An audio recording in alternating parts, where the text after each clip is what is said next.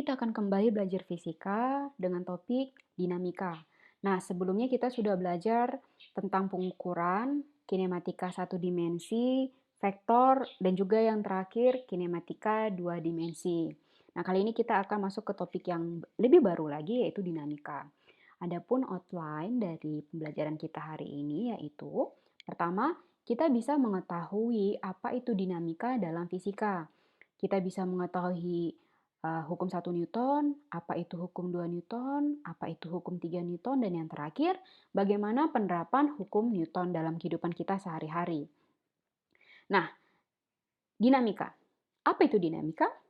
Nah, dinamika merupakan analisis gerak yang disertai dengan penyebab munculnya gerak tersebut.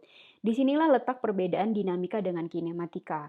Jika kinematika adalah analisis gerak yang tidak memperhatikan penyebab benda tersebut bergerak, dinamika berbeda. Dinamika memperhatikan benda tersebut kenapa bisa bergerak. Nah, dalam dinamika ini ada beberapa hal yang harus kita ketahui. Yang pertama adalah posisi benda yang diam merupakan bagian dari kecepatan yang tetap. Jadi kalau ada benda yang diam, bukan berarti dia tidak memiliki kecepatan ya. Dia ada, tapi kecepatannya tetap. Terserah mau berapa kecepatannya. Oke? Dan yang kedua, gaya menyebabkan terjadinya percepatan suatu partikel bermassa. Jadi jika ada suatu partikel bermassa bisa bergerak dengan kecepatan tertentu sehingga memiliki percepatan, maka yang membuat benda tersebut bisa bergerak dan memiliki percepatan itu adalah gaya. Jadi oknumnya adalah gaya. Yang terakhir, kajian hubungan antara gaya dan percepatan pertama kali diteliti oleh Newton pada tahun 1642 sampai 1727. Nah, ini adalah gambar opung Newton ya yang diperoleh dari sumber berikut. Oke, selanjutnya. Nah, kita masuk ke hukum 1 Newton. Perhatikan ya, hukum 1 Newton bukan hukum Newton 1, itu jelas berbeda. Jika hukum 1 Newton itu menunjukkan hukumnya yang berseri-seri. Sedangkan hukum Newton 1, hukum Newton 2 berarti Newtonnya yang berseri-seri. Oke? Kita kembali lagi ke hukum 1 Newton. Suatu benda akan tetap pada kondisi awalnya atau diam atau bergerak dengan kecepatan yang konstan kecuali dikenakan gaya luar pada benda tersebut. Jadi ini adalah definisi hukum 1 Newton. Jadi saya ringkas kembali, jika ada suatu benda yang kondisi awalnya dia diam atau bergerak dengan kecepatan konstan, maka dia akan tetap pada kondisi tersebut, kecuali ada gaya luar yang bekerja pada benda tersebut. Nah, itu tolong diingat oleh kita bersama. Nah, definisi ini kalau misalnya kita tulis dalam rumus, sama dengan apa? F neto atau force neto sama dengan 0. Atau bisa juga kita tuliskan dengan gaya total. Gaya total, neto itu total, sama dengan 0. Nah, jika tidak terdapat gaya eksternal, yang bekerja pada benda tersebut, maka benda tersebut tidak akan mengalami percepatan. Kalau tidak mengalami percepatan, maka dia akan memiliki kecepatan yang selalu konstan dan mempertahankan posisinya. Oke? Mempertahankan posisinya atau akan tetap pada kondisi awalnya. Nah, hukum 1 Newton ini berlaku untuk sistem kerangka inersia. Nah, apa itu inersia? Inersia adalah kecenderungan benda mempertahankan kondisi aslinya. Contohnya sebagai berikut ya. Ada beberapa buku yang disusun bertumpuk sedemikian rupa. Kemudian, saya mengambil buku yang ada pada layer ketiga. Nah, setelah saya ambil, maka buku yang ada di layer keempat dan seterusnya akan jatuh tapi dengan posisi yang tidak berubah.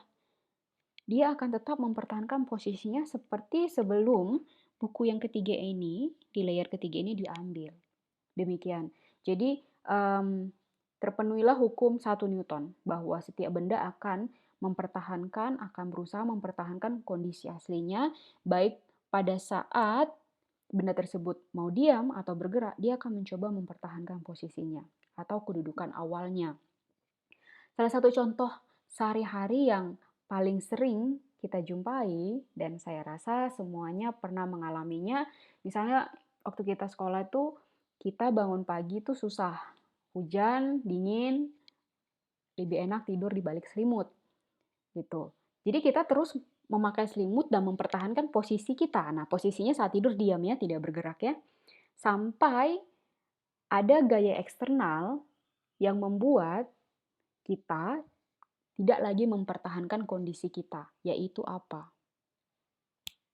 Ya, kondisinya adalah suara ibu kita yang memanggil kita supaya kita bangun, mandi, dan pergi ke sekolah. Jadi itu adalah contoh gaya eksternal. Kalau sudah ada gaya eksternal, maka kita tidak lagi bisa mempertahankan kondisi awal kita atau posisi awal kita, yang jadinya kita bangun pagi dan bangun dari tempat tidur dan juga ke kamar mandi untuk mandi dan juga ke sekolah, seperti itu. Jadi ya tidak hanya pada benda, sebenarnya hukum 1 Newton, hukum Newton yang lainnya itu sangat related, sangat bisa kita jumpai dalam kehidupan sehari-hari, sangat banyak contohnya dalam kehidupan kita sehari-hari. Demikian. Selanjutnya adalah hukum 2 Newton. Nah, hukum 2 Newton ini dapat dituliskan demikian. Dalam kerangka inersia, percepatan gerak suatu benda sebanding dengan gaya Newton yang bekerja pada benda tersebut. Jadi kalau misalnya suatu benda bergerak dengan cepat, sebanding juga dengan gaya yang bekerja pada benda tersebut. Atau bisa juga sering kita lihat rumus hukum 2 Newton ini adalah F sama dengan M dikali A. Nah, selanjutnya, laju perubahan momentum benda sama dengan gaya yang bekerja pada benda tersebut. Jadi kalau misalnya suatu benda itu momentumnya besar, sudah pasti gaya yang bekerja pada benda tersebut besar. Demikian. Oke, kalau dituliskan itu adalah F sama dengan dP per dt. Nah, ini F ini kan gaya nih. Ya kan, kalau gayanya besar maka momentumnya besar. Nah, gaya ini besar itu juga dipengaruhi oleh massa yang besar dan juga percepatan yang sudah pasti besar. Ada 2 jenis gaya. Yang pertama, gaya yang kontak dan juga gaya tanpa kontak langsung. Untuk yang pertama, itu contohnya apa saja? Gaya gesek, gaya tegangan tali, gaya normal, gaya pegas, dan gaya hambat fluida. Untuk kali ini, ada beberapa contoh soal, mungkin kita tidak akan terlalu banyak membahas atau mengulas gaya hambat fluida, tapi gaya gesek, gaya tegangan tali, gaya normal, dan gaya pegas itu akan sangat related dan sangat banyak kita jumpai pada materi dinamika ya, di contoh-contoh soalnya. Dan yang terakhir adalah gaya tanpa kontak langsung. Contohnya apa? Gravitasi dan gaya Coulomb. Dia tidak memiliki kontak, tapi benar-benar terasa impact-nya bagi objeknya. Oke, seperti itu. Dan yang terakhir adalah hukum 3 Newton. Nah, hukum 3 Newton ini dapat dituliskan sebagai berikut. Saat dua benda berinteraksi, oke, berinteraksi berarti ada aksi dan ada juga reaksi. Gaya pada kedua benda tersebut sama besar dengan gaya yang bekerja pada benda tersebut sama besar dan berlawanan arah, atau bisa dituliskan dengan F12 sama dengan F12 sama dengan negatif F12. Oke? Nah, yang berbeda adalah tandanya saja. Nah, gaya-gaya yang selalu terjadi itu selalu berpasangan. Jika benda satu memberikan gaya pada benda dua, maka benda dua akan memberikan gaya yang besarnya sama, tapi arahnya berlawanan pada benda satu. Nah, ini contohnya ada suatu kotak, di sini ada buku. Baiklah, kemudian di sini ada terjadi suatu kontak ya. Nah, ini benda B, ini benda C. Oke?